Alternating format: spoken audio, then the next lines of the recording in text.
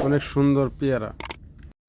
ভালো পেয়ারা পেতে চাইলে ভালো টেকনিক করে পুরান গাছের ডাল কেটে কলম বানাতে হবে। তারপর ভালো করে সে আলু বা টমেটো বা গাজর দিয়ে ভালোভাবে গ্রুপ কেটে গাছের ডালে লাগাতে হবে। পেয়ারার গাছে আটকায় দিয়ে তারপর 250 মিলি প্লাস্টিক গ্লাস দিয়ে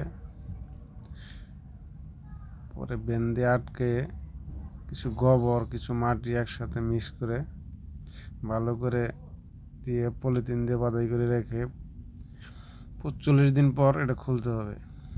তারপর খুলে ভালো করে দেখে শিকড় গজানোর পরে আপনারা মাটির টবে বা বালতির ভিতর বা যে কোনো টবে লাগাই রাখলে 6 মাস পরে এরকম ফল পাবেন।